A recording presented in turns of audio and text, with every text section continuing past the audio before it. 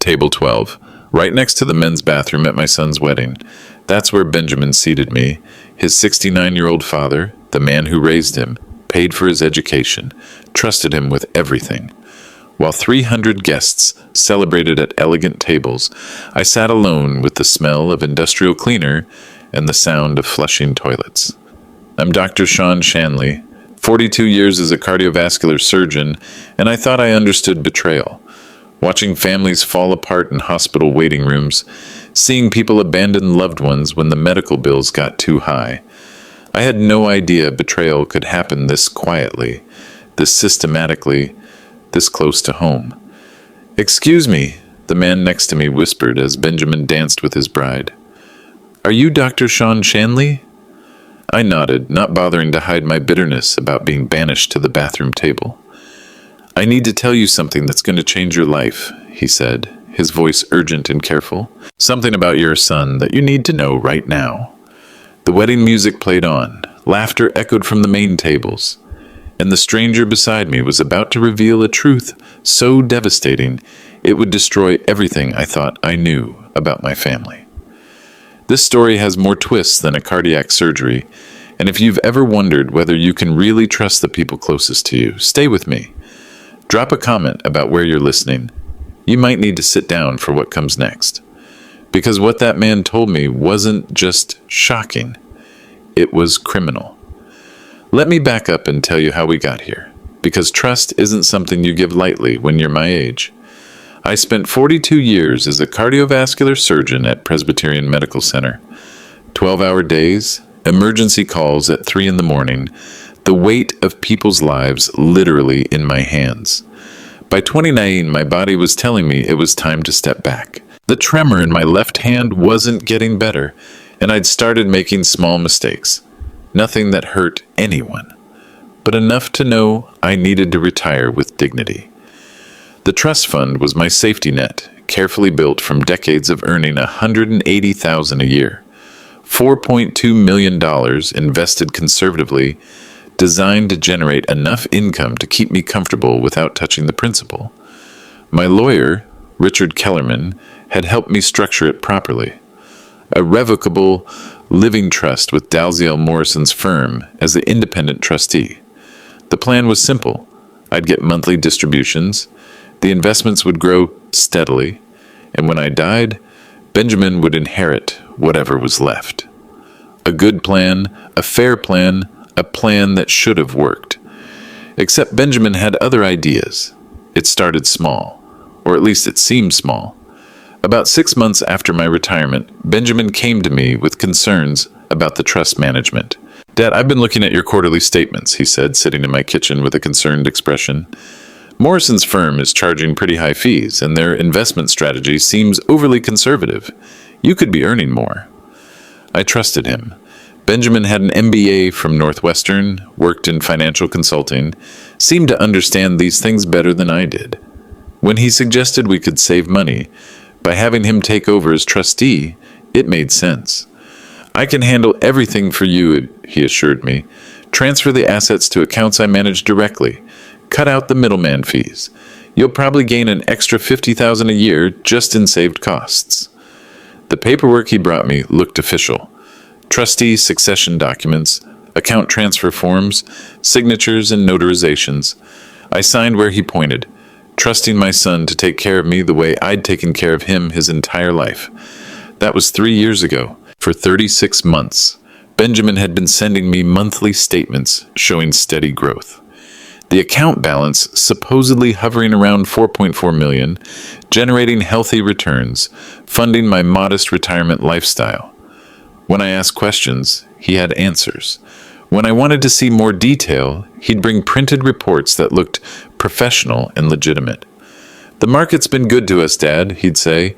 "Your nest egg is solid." Meanwhile, I noticed Benjamin's lifestyle improving dramatically. The consulting business he'd started seemed incredibly successful. New cars every year, first a BMW, then a Mercedes, now a Tesla. Designer clothes for him and Marilyn.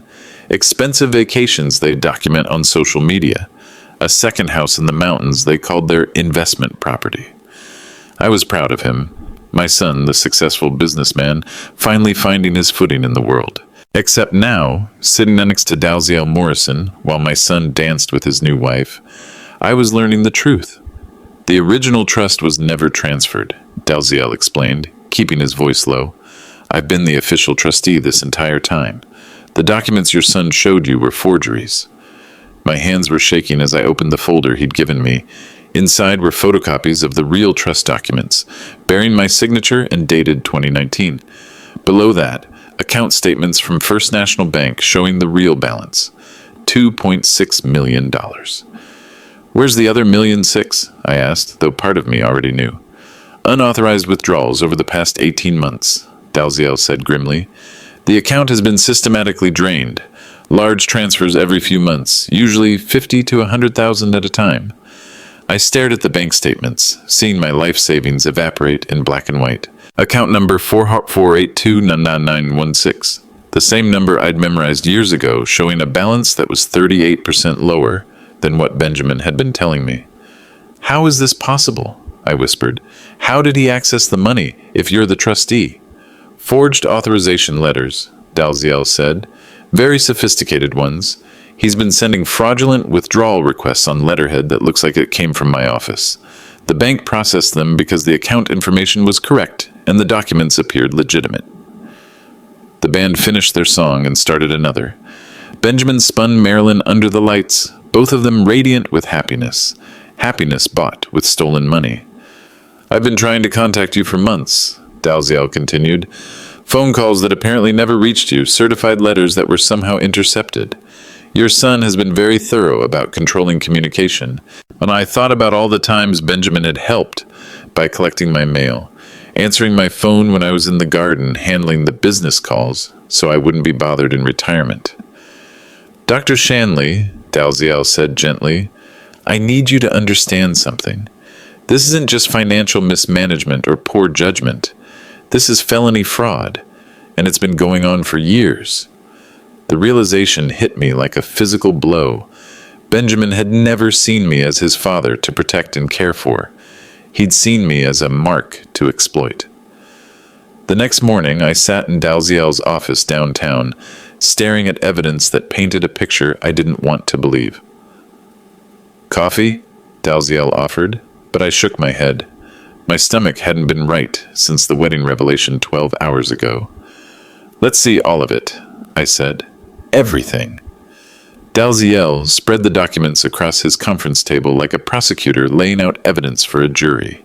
Bank statements, transfer records, forged letters, a paper trail of systematic theft spanning nearly 2 years. It started in January 2022, he explained, pointing to the first unauthorized withdrawal. $58,000. The request came with a letter allegedly from my office, authorizing a distribution for medical expenses. I remembered that time. Benjamin had mentioned I should take some money out for a potential knee surgery, even though my insurance would have covered it. I'd told him to hold off, that the surgery wasn't necessary yet, but the money had been withdrawn anyway. Here's February, Dalziel continued. $73,000 for home modifications. March was $92,000 for investment diversification. The amounts got larger as Benjamin got more confident. Each withdrawal had been accompanied by increasingly sophisticated forged documentation, letterhead that perfectly matched Morrison & Associates' real stationery, signatures that mimicked Dalziel's handwriting with disturbing accuracy, account numbers and routing information that were completely correct. How did he get all this information? I asked. From the original trust documents you signed, Dalziel said grimly. Everything he needed was right there, account details, my signature for comparison, even my office letterhead from our correspondence. He used legitimate paperwork to create a fraudulent system. The bank statements showed where the money had gone. Large checks to luxury car dealerships, down payments on real estate, credit card payments for expensive vacations. Benjamin hadn't even tried to hide the spending. He'd just hidden the source. The mountain house Marilyn posts about on Instagram, Dalziel said, sliding over a property record, purchased in March 2022 for $420,000. Cash. My money. my retirement security. Maybe I'm gone to buy my son a vacation home. The Tesla he drives, $68,000, paid in full in September. The renovation of their primary residence, $130,000 over 6 months. I picked up one of the forged letters, studying Benjamin's handiwork. The forgery was nearly perfect. Morrison and Associates letterhead, professional language, even a convincing replica of Dalziel's signature. If I didn't know better, I'd have believed it was legitimate. This took planning, I said slowly. This wasn't impulse or desperation. He studied your correspondence, practiced your signature, created a whole system. Dr. Shanley, Dalziel said carefully, I need to ask you something. Did Benjamin ever suggest you were having memory problems? Confusion about finances? Anything that might make you doubt your own recollection of conversations? The question hit like a sucker punch. Yes, I admitted. Over the past year, he's been gentle suggestions that I was getting forgetful, that I'd agreed to things I didn't remember agreeing to. Small things, but consistent. Classic financial abuse technique, Dalziel said. Make the victim question their own memories so they're less likely to investigate discrepancies. I thought about all the times Benjamin had patiently explained things I was forgetting, all the times he'd reassured me that he was handling everything so I wouldn't need to worry my tired mind about complex financial matters. Gaslighting, that was the term. My son had been gaslighting me. There's more, Dalziel said, pulling out another set of documents. The withdrawals have been accelerating. Larger amounts, more frequent transfers. In the past 6 months alone, he's taken $430,000. For what? I believe he was planning something big. The timing of these increased withdrawals, combined with the wedding expenses. Dalziel trailed off, letting me draw my own conclusions. The wedding had been expensive, but not $500,000 expensive, which meant Benjamin had been preparing for something else, something that required a lot of cash quickly. What do we do? I asked, feeling older than my 69 years. We stop him, Dalziel said simply. But you need to understand, once we start this process, there's no going back. This becomes a legal matter, potentially criminal charges. Your relationship with your son. I looked at the bank statements again, seeing my security, my independence, my future systematically stripped away by someone who called me Dad. He made that choice when he forged the first document, I said, and I realized Benjamin had never considered that his father might fight back. Before we do anything else, Dalziel said, you need to see the full scope of what we're dealing with. He opened his laptop and turned it toward me. I've been conducting my own investigation since I discovered the forged withdrawals. What I found goes beyond simple theft. The screen showed a spreadsheet with dozens of entries. Dates, amounts, purposes, a meticulous record of every fraudulent transaction Benjamin had made over the past 24 months. $1.6 million, Dalziel said quietly. That's how much has been stolen from your trust. But that's not the worst part.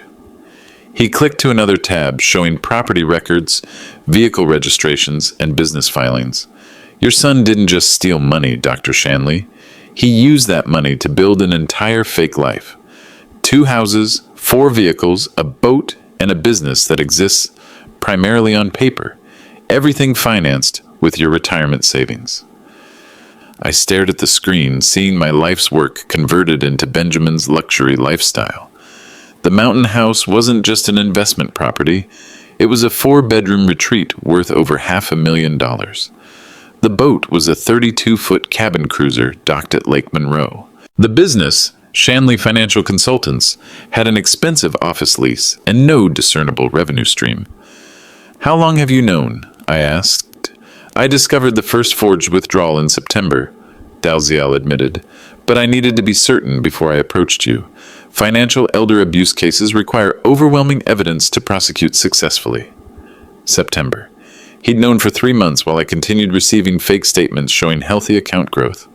Why didn't you contact the police immediately? Because your son is very smart, Dalziel said grimly. Look at this. He showed me a series of documents that made my blood run cold.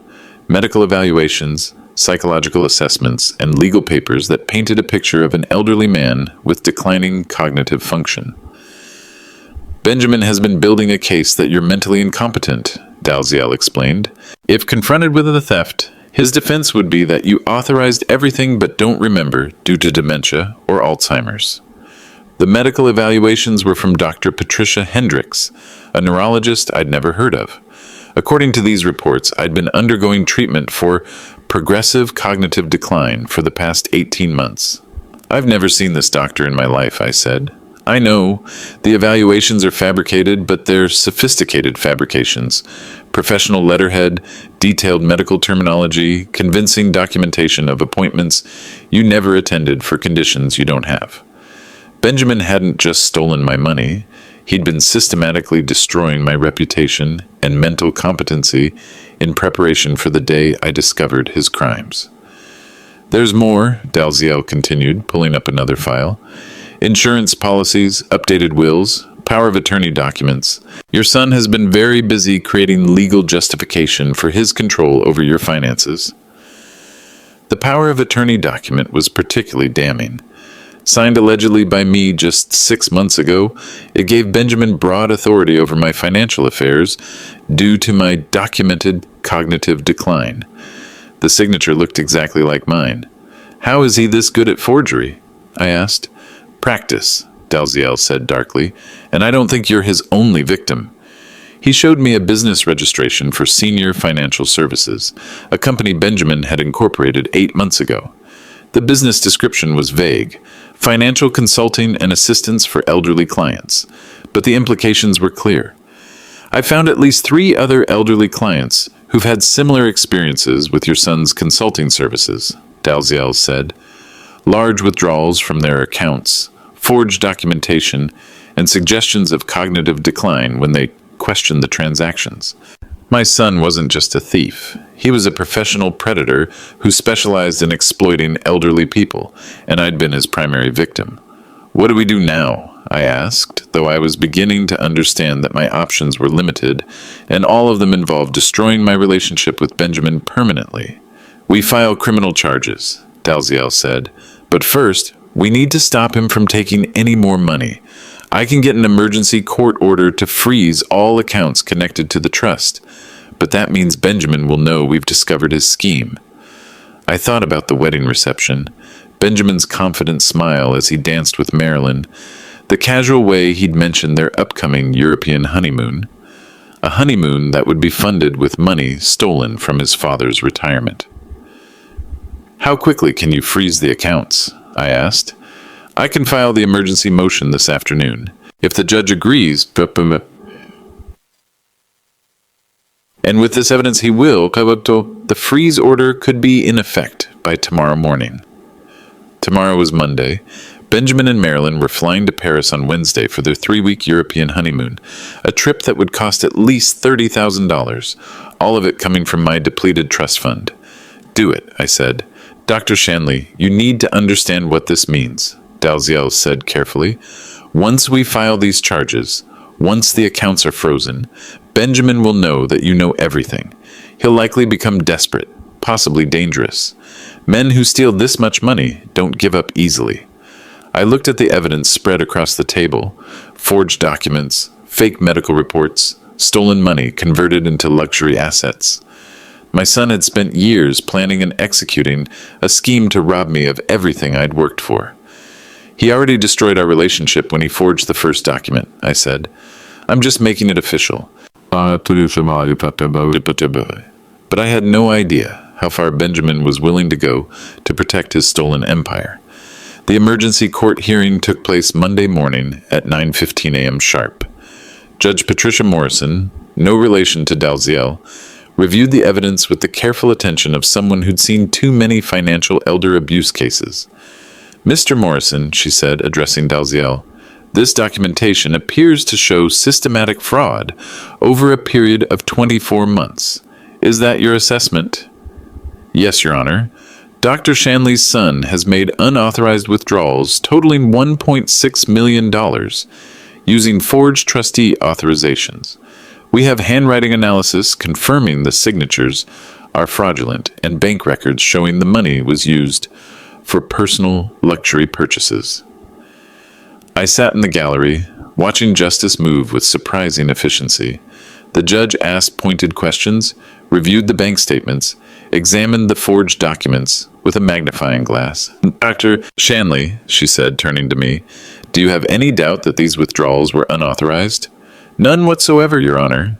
I never approved any of these transactions, never authorized my son to act as trustee, and never gave permission for these expenditures."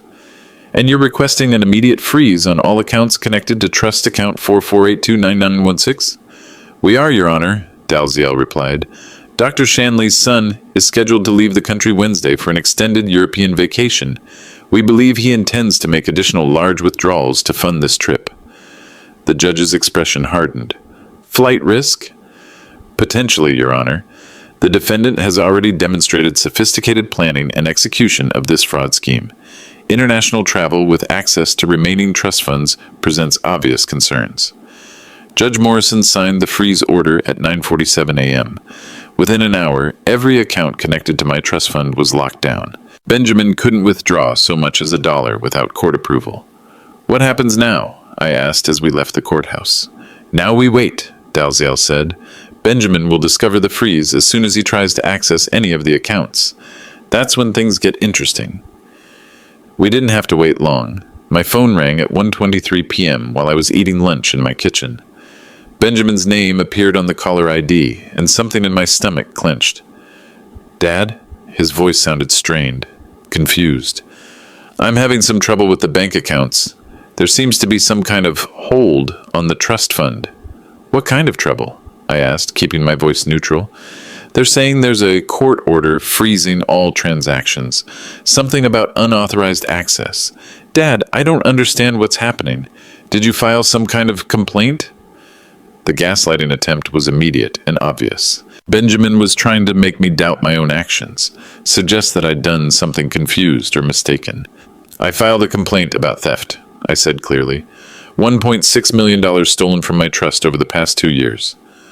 Silence on the other end. Then, "Dad, I think you're confused. I'm the trustee, remember? We transferred everything to my management 18 months ago. All those withdrawals were legitimate distributions we discussed." "Benjamin, I know about the forged documents. I know about the fake medical evaluations. I know about Dalziel Morrison, the real trustee you've been impersonating."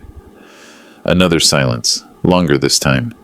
When Benjamin spoke again, his voice had changed completely. The concerned, patient tone was gone, replaced by something colder. "Dad, this is a serious mistake. You're going to embarrass yourself and damage the family over some paperwork confusion. Why don't I come over this afternoon and we can sort this out quietly?" "No," I said. "You can sort it out with the FBI." "The FBI?" For the first time, Benjamin sounded genuinely shaken. "Dad, what have you done?" "What I should have done months ago, protected myself from a thief." "Listen to me carefully," Benjamin said, his voice dropping to something that sounded almost threatening. "You don't understand what you're dealing with. If you pursue this, if you make this public, it's going to destroy more than just me. Marilyn had nothing to do with this. The business I've built, the clients who depend on me, you'll ruin innocent people over money that was going to be yours anyway when you die."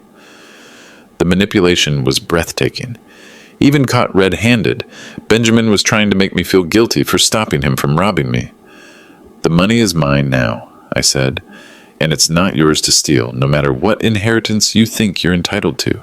"Dad," Benjamin said, his voice now carrying an edge of desperation, "you need to think about what's best for the family, what's best for Alex. Do you want your granddaughter to see her father destroyed over a misunderstanding?" Alex, my 22-year-old granddaughter, just finishing college, planning to start her teaching career. Benjamin was threatening to use her as leverage. "Alex deserves to know the truth about her father," I said. "The truth?" Benjamin laughed bitterly. "The truth is that you're a confused old man who's been manipulated by some lawyer into believing crazy conspiracy theories.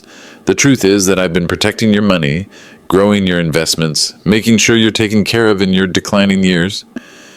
"The truth," I said, "is that account 44829916 should have $4.2 million in it, and thanks to your theft, it has $2.6 million. The truth is that you forged Dalziel Morrison's signature dozens of times to steal from your own father. You can't prove any of that." "Actually, I can. Handwriting analysis, bank records, property purchases. We have everything, Benjamin. Every forged document, every unauthorized withdrawal, every luxury purchase you made with my retirement money. The line went quiet for almost 30 seconds. When Benjamin spoke again, his voice was barely controlled rage. You have no idea what you've just started, old man. You think you're going to destroy me? You think you can take everything I've built and just walk away? You're about to learn what real consequences look like. He hung up. I sat in my kitchen, holding the dead phone, understanding that my son had just threatened me. Not implied consequences or suggested difficulties. He'd directly threatened retaliation for stopping his theft of my life savings. 20 minutes later, Dalziel called with an update that chilled me to the bone. Benjamin just tried to access the frozen accounts from 3 different banks, he said. And Dr. Shanley, he's hired a lawyer. The war was officially beginning. Benjamin's lawyer called Tuesday morning at 8:30 a.m. The voice was crisp, professional, and utterly without warmth. Dr. Shanley, this is Patricia Kellerman from Kellerman, Reeves and Associates. I represent your son Benjamin in the matter of the frozen trust accounts. What can I do for you, Ms. Kellerman? I asked, though I suspected this conversation wasn't going to be pleasant. I'm calling to inform you that my client intends to file a counter-motion alleging financial elder abuse against Dalziel Morrison and requesting an immediate competency evaluation for you. The words hit like ice water. Competency evaluation?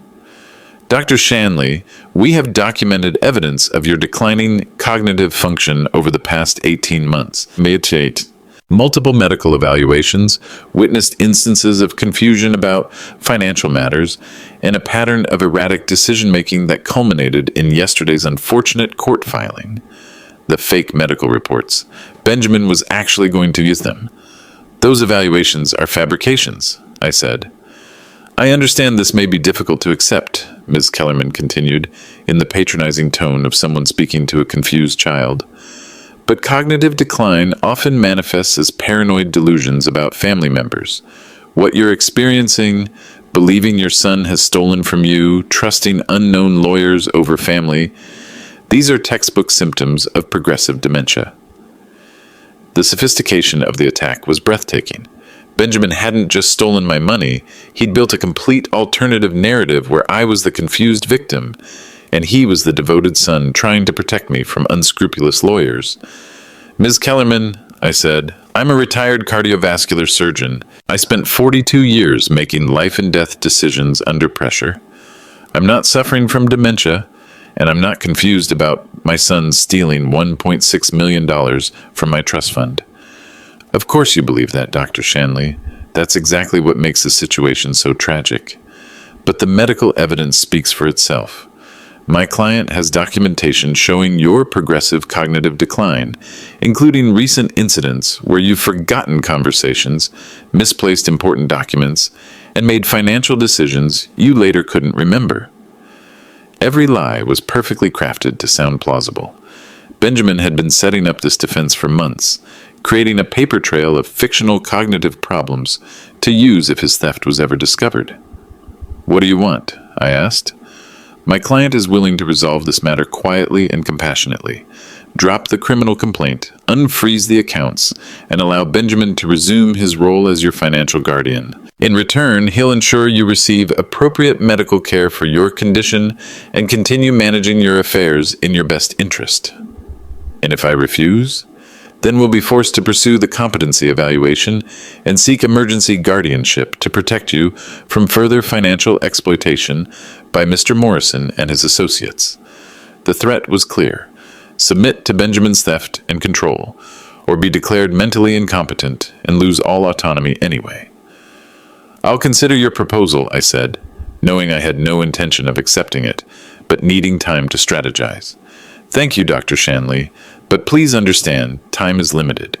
My client's European vacation begins tomorrow, and this matter needs to be resolved before his departure.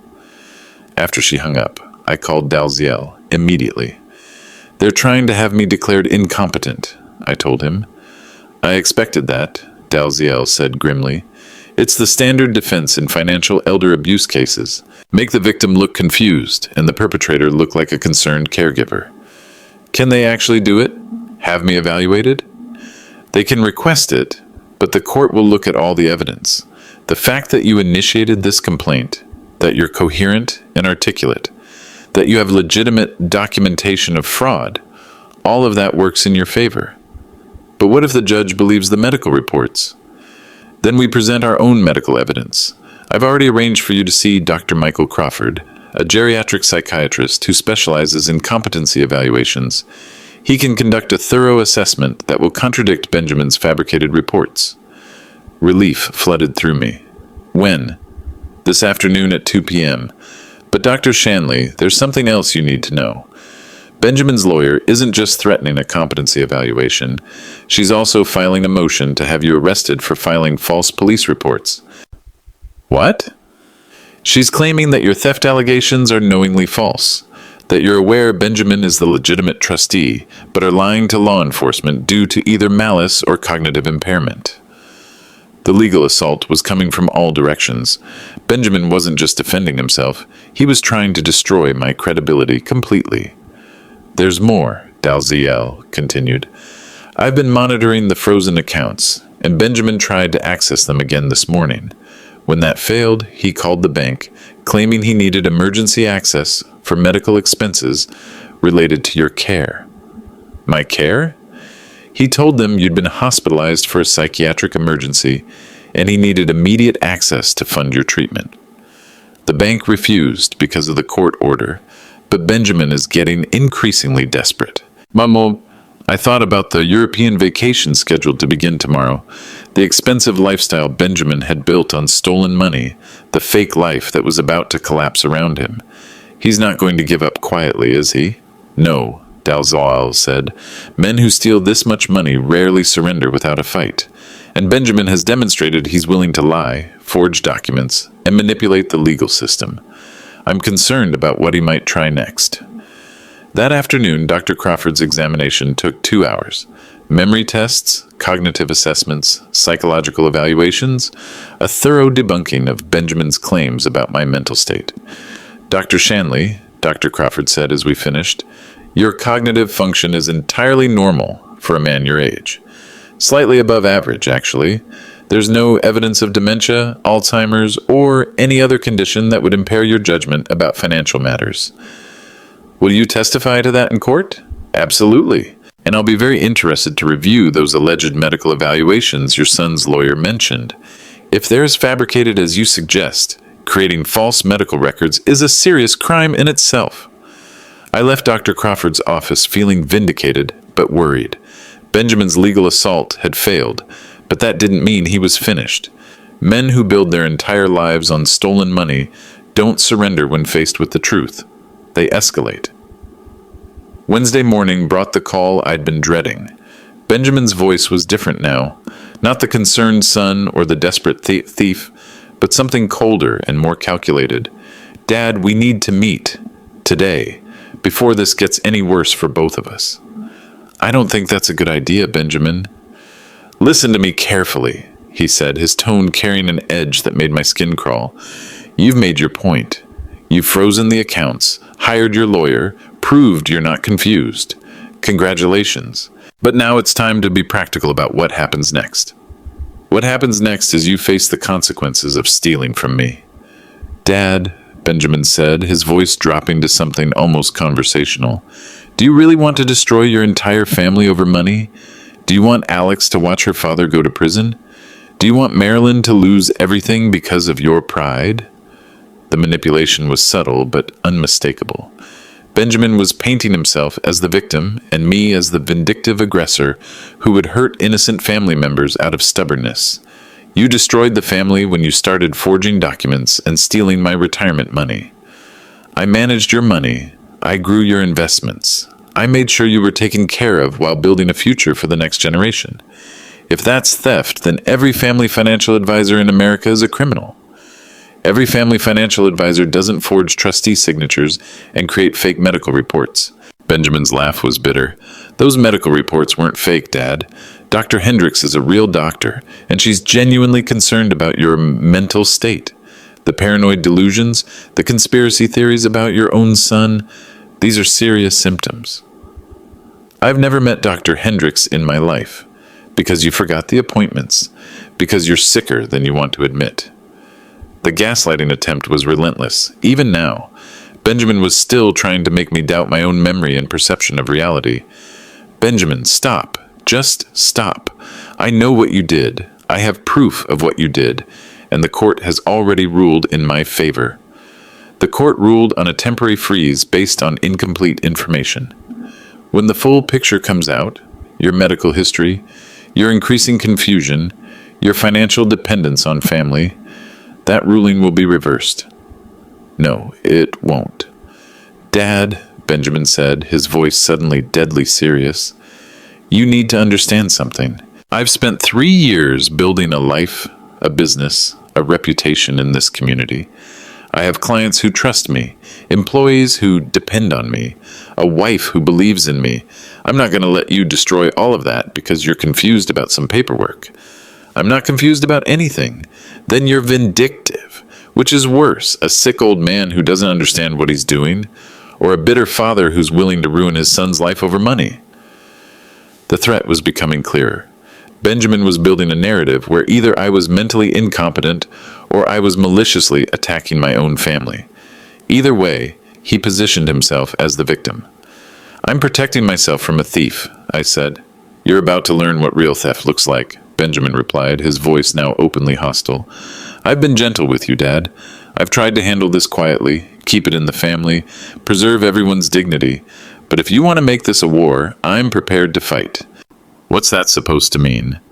It means I have 3 years of documentation showing your declining mental state. It means I have witnesses who will testify about your confusion and paranoid behavior. It means I have medical professionals who will confirm you're not competent to manage your own affairs. Fake witnesses and fraudulent doctors. Real witnesses and concerned medical professionals who've been trying to help you. And when this goes to trial, when all the evidence comes out, you're going to look like exactly what you are. A bitter, sick old man who's been manipulated by lawyers into attacking his own family. The courtroom strategy was becoming clear. Benjamin intended to put my mental health on trial, to make me defend my own competency while he portrayed himself as the devoted son trying to protect me from exploitation. And if that doesn't work, Benjamin continued, there are other options. You live alone in that big house, Dad. You're isolated, vulnerable. Accidents happen to elderly people all the time. The words hung in the air like a physical threat. Are you threatening me, Benjamin? I'm explaining reality. You're 70 years old, you have a heart condition, you live alone with no security system. If something happened to you, a fall, a break-in, a medical emergency, it might be hours before anyone found you. My blood went cold. You're talking about killing me. I'm talking about the natural risks elderly people face when they're isolated and unprotected. Risks that increase when they make enemies of the people who care about them. The threat was unmistakable now, but phrased carefully enough that Benjamin could deny it later. He wasn't explicitly threatening violence, just pointing out how vulnerable I was and how dangerous it could be to oppose him.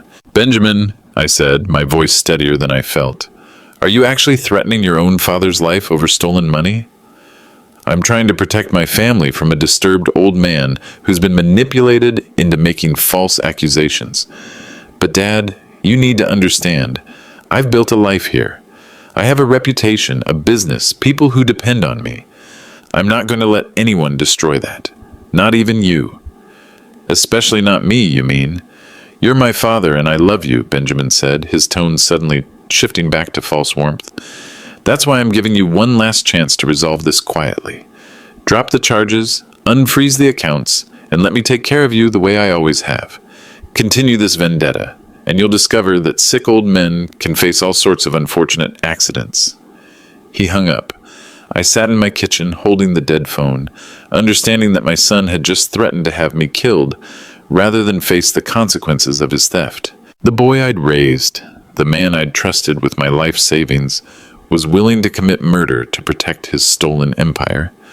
But Benjamin had made one crucial mistake in his threat. He'd forgotten that his father had spent 42 years dealing with life and death situations under pressure, and that a man who'd performed thousands of heart surgeries wasn't easily intimidated by a pampered thief who'd never faced real consequences in his life. If Benjamin wanted a war, he was about to discover that his father still had some fight left in him, and unlike my son, I wasn't planning to lose. Thursday morning, I sat across from Detective Linda Patterson at the police station, recounting Benjamin's threats while she took careful notes. "Dr. Shanley," she said, "I need to be completely clear about what you're alleging. Your son explicitly threatened your life if you continue pursuing the fraud charges?" He said that elderly people face natural risks when they're isolated and unprotected, and that those risks increase when they make enemies of people who care about them. Then he said I could face unfortunate accidents if I continued what he called my vendetta. And this was yesterday? Yesterday afternoon, about an hour after his lawyer called, threatening to have me declared incompetent. Detective Patterson reviewed her notes. With the financial fraud evidence Mr. Morrison provided, combined with these threats, I think we have grounds for an arrest warrant. But Dr. Shanley, I want to be clear about something. Once we arrest your son, this becomes a very serious criminal matter. Are you prepared for that? He threatened to kill me rather than face consequences for stealing my retirement money, I said. I'm prepared for whatever it takes to stop him. And there's something else we can do first, Detective Patterson said. Something that might get us even better evidence. She explained the wire recording procedure. Texas was a one-party consent state, meaning I could legally record conversations without telling Benjamin. If we could get him to repeat his threats on tape, particularly with more specific language, it would make the criminal case ironclad. It's not without risk, she warned. If your son suspects he's being recorded, he might become violent. Are you comfortable with that possibility? I thought about Benjamin's escalating desperation, his willingness to threaten his own father's life, his belief that he could manipulate or intimidate his way out of facing consequences. Detective, I spent 40 years performing emergency surgery. I'm comfortable with calculated risks when the alternative is worse. The recording equipment was surprisingly small, a digital device no bigger than a smartphone that could capture clear audio from across a room. Detective Patterson showed me how to operate it, how to position it for optimal recording, and most importantly, how to signal for help if the situation became dangerous. We'll have backup units stationed nearby, she assured me. If you feel threatened, if he becomes violent, if anything goes wrong, just say the phrase, I need to call my doctor, and we'll move in immediately. The plan was simple. Invite Benjamin to my house for one final conversation, let him know the competency evaluation had failed, and the charges were proceeding, then give him the opportunity to threaten me again on tape. One thing, Dr. Shanley, Detective Patterson said as we finished, if this works, if we get him on tape making explicit threats, your son will likely be arrested within hours. Are you emotionally prepared for that? I thought about the 3 years of systematic theft, the forged documents, the fake medical reports, and the threat to kill me rather than face justice. Detective, I grieved for the son I thought I had months ago. The man who threatened me yesterday is a stranger. The call to Benjamin went exactly as expected. Dad? He sounded surprised to hear from me. I thought you might need some time to think about our conversation yesterday. I've thought about it, I said. I think we should meet and discuss this face to face. Can you come to the house this afternoon? Of course. Dad, I'm glad you're being reasonable about this. 2:30, I said. Come alone. Alone? I don't want lawyers or witnesses or Marilyn. Just you and me having an honest conversation about what happens next. That sounds perfect. Dad, I think you're going to see that we can work this out in a way that's best for everyone. After I hung up, I tested the recording device one more time, positioned it carefully on the kitchen table where it would capture every word, and settled in to wait. In 4 hours, either Benjamin would confess to his crimes and threats on tape, giving the police everything they needed to arrest him, or my son would discover the wire and potentially become violent. Either way, the conversation would end with one of us in handcuffs. I was betting it wouldn't be me. Benjamin arrived at 2:30 p.m. exactly, looking confident and relaxed in an expensive suit that had probably cost more than most people's monthly salary. He hugged me at the door, the perfect gesture of a loving son, and settled into his usual chair at my kitchen table. The recording device sat 18 inches away from him, disguised as a stack of mail. "Dad," he began, "I'm really glad you called. I think yesterday's conversation got a little heated, and that's not good for anyone. You threatened to have me killed, Benjamin." "I pointed out the natural risks elderly people face," he corrected smoothly. "I'm concerned about your safety, especially given your recent erratic behavior." The gaslighting started immediately, but now I was recording every word. "My erratic behavior? You mean discovering that you've stolen $1.6 million from my trust fund?" "Dad, we've been through this. I'm the trustee. Those weren't unauthorized withdrawals. They were legitimate distributions that we discussed and you authorized." "Show me one piece of documentation where I authorized you to buy yourself 2 houses and a boat." Benjamin's smile never wavered.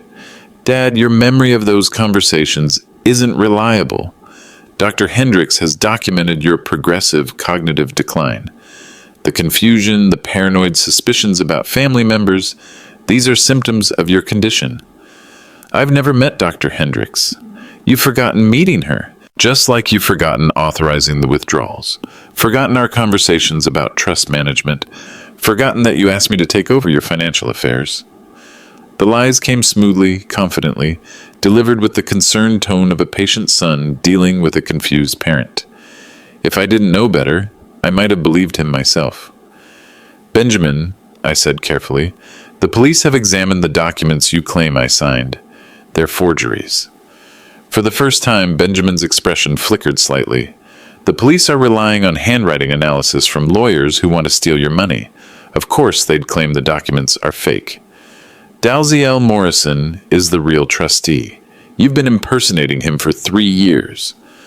Dalziel Morrison is a con artist who's manipulated you into believing conspiracy theories about your own family," Benjamin said, his voice remaining steady despite the obvious lie.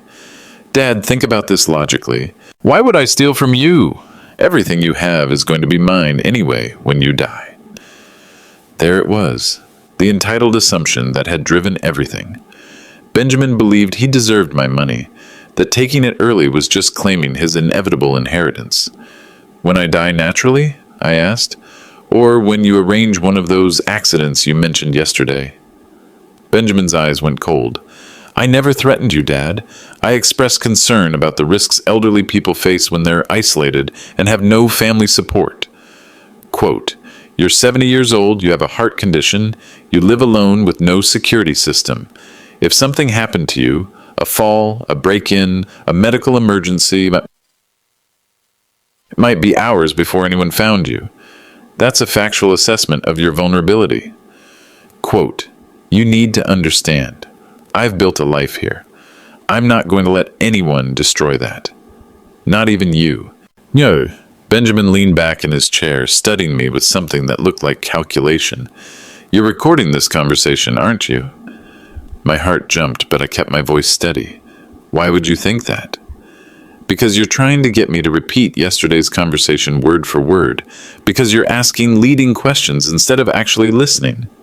Because you're sitting unusually straight and speaking more clearly than normal." The recording device was still running, but Benjamin's discovery changed the dynamic completely. "Dad," he said, his voice dropping to something genuinely threatening, "if you're wearing a wire, if you've involved the police in this family matter, you've made the biggest mistake of your life. The biggest mistake of my life was trusting you with my money." "No," Benjamin said, standing up slowly. "The biggest mistake was thinking you could outmaneuver me. You're a retired doctor, Dad. I'm a professional financial consultant with years of experience in complex legal situations. You're out of your league." "Am I? Because from where I sit, you're a thief who's about to be arrested for stealing from his own father." Benjamin's laugh was genuinely chilling. "Arrested? Based on what evidence? Forged documents that I'll testify you asked me to create? Medical reports that document your cognitive decline? Your own recorded statements showing paranoid delusions about family members? Based on the recording of you threatening to kill me if I don't drop the charges. What recording? Benjamin asked with a smile that made my blood freeze. I never threatened anyone. I expressed concern about an elderly man with documented mental health issues who's being exploited by unscrupulous lawyers. He was rewriting reality in real time, even knowing he was being recorded. Benjamin, I said, you stole $1.6 million from my retirement fund using forged documents. That's not a family dispute. That's grand theft and wire fraud. Prove it, he said simply. Prove that a confused old man with progressive dementia didn't authorize legitimate withdrawals from his own trust fund. Prove that concerned family members didn't try to protect him from lawyers who wanted to steal his money. I will prove it. In court, with evidence. Dad, Benjamin said, leaning forward with sudden intensity, you really don't understand what you're dealing with. This isn't just about money. I have clients, business relationships, a reputation in this community. I've built something important here, and I'm not going to let a sick old man destroy it. Even if that sick old man is your father? Especially then, Benjamin said, because family betrayal cuts deepest of all. The recording device captured every word as my son condemned himself with his own arrogance. Benjamin Shanley, you're under arrest for financial elder abuse, wire fraud, and criminal threats. Detective Patterson stepped through my kitchen door at exactly 3:17 p.m., followed by two officers who moved with practiced efficiency. Benjamin's face went white as they approached him. This is harassment, he said, but his voice lacked conviction. I'm having a conversation with my father. A conversation we recorded, Detective Patterson replied, holding up the listening device they'd been monitoring from outside, including the part where you admitted to stealing from your father and threatened him with physical harm. I never threatened anyone. Quote, I've built something important here, and I'm not going to let a sick old man destroy it, especially if that sick old man is my father, because family betrayal cuts deepest of all. Benjamin's lawyer-trained mind was working frantically.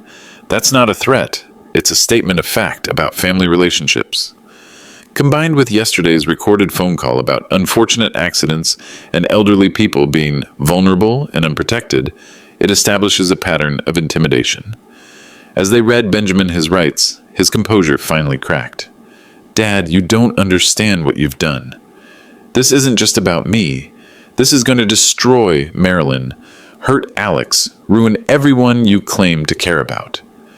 I care about stopping a thief, I said, even if that thief is my son. You sanctimonious old bastard, Benjamin snarled as the handcuffs clicked into place. You think you're protecting yourself? You think you've won? I've got lawyers, Dad. I've got connections. I've got evidence of your mental incompetence that will make you look like a pathetic old fool who got manipulated by strangers into attacking his own family. You're welcome to try, I said, but Detective Patterson had one more surprise. Mr. Shanley, there's something else you should know. The FBI has been investigating financial elder abuse schemes in this area for the past 6 months. Your father's case led them to some interesting discoveries. Benjamin went very still. What discoveries? Senior Financial Services, your consulting company, has been running identical schemes on at least 7 other elderly clients. Forged trustee documents, fake medical evaluations, systematic theft of retirement funds. The federal investigation has been building evidence for months. That's impossible. Margaret Hoffman, age 73. Trust fund depleted by $400,000 over 18 months. Robert Martinez, age 68. Retirement account drained of $320,000 using forged power of attorney documents. Should I continue? Benjamin's face was ashen now. Those were legitimate consulting arrangements. And with forged documents and fabricated medical reports identical to the ones you created for your father, that's a federal racketeering case, Mr. Shanley. Your father's complaint didn't just expose theft. It exposed a multi-million-dollar elder fraud operation. As they led Benjamin toward the door, he turned back to me with pure hatred in his eyes. This isn't over, old man. Prison sentences end eventually. Families are forever. Not this family, I replied. Not anymore. After they left, I sat in my kitchen, looking at the recording device that had captured my son's confession. 3 years of systematic theft, threats against my life, and now evidence of a broader criminal enterprise that had victimized multiple elderly people. Detective Patterson had left me with final numbers. Benjamin's total theft from all victims exceeded $2.8 million. His consulting business was a front for professional elder abuse. The federal charges would likely result in a prison sentence of 10 to 15 years. My phone rang. The caller ID showed Alex's number. "Grandpa?" Her voice was shaky. "I just heard about Dad being arrested. Is it true? Did he really steal from you?" "Yes, sweetheart. It's true. I knew something was wrong," she whispered. "I've been gathering evidence for months, waiting for someone to believe me." My granddaughter, the next generation, had chosen justice over family loyalty. The future looked brighter already. 6 months later, I stood in front of the Riverside Community Center, watching elderly residents file into the meeting room for the first session of the Shanley Financial Protection Workshop. "Dr. Shanley?" Margaret Hoffman approached with a grateful smile. She was 73, one of Benjamin's other victims, and had become a fierce advocate for elder rights after recovering most of her stolen money through asset forfeiture proceedings. "How are you feeling, Margaret?" "Stronger than I've felt in years," she said, ready to teach other people how to recognize the warning signs. The workshop was my new mission, using the $500,000 recovered from Benjamin's assets to fund financial protection education for elderly people. Not charity, not pity, but practical knowledge that could prevent others from experiencing what I'd endured.